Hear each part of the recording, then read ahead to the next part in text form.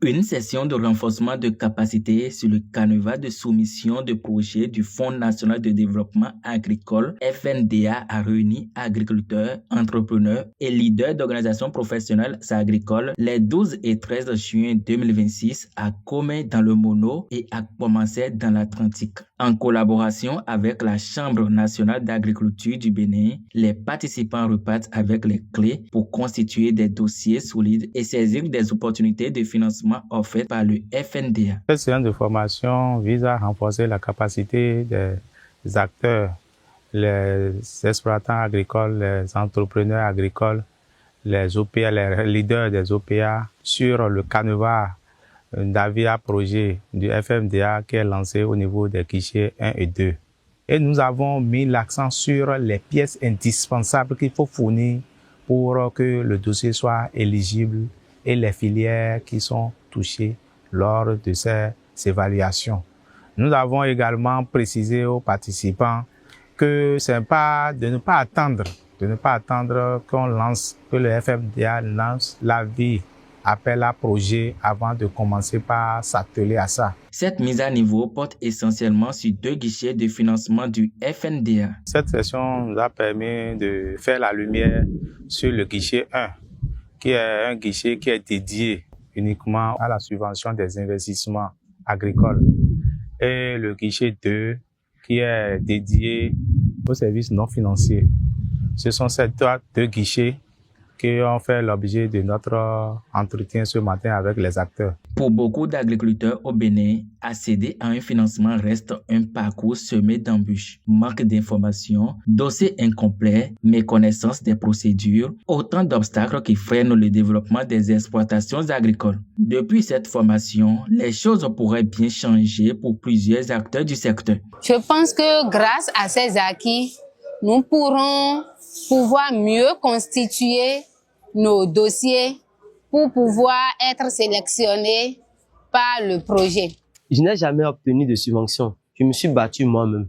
Mais avec ces informations que je viens d'obtenir, je peux pour une prochaine fois planifier un projet d'accompagnement de la part de FNDA pour que les prochaines fois, la manière je souffrais pour les transports des marchandises au marché, tout ça, avec ce financement, je peux m'en sortir de façon aisée, même y compris le transport des matières organiques qu'on va chercher très loin afin de pouvoir travailler dans le champ avec. Sur le terrain, la formation a visiblement ouvert de nouvelles perspectives.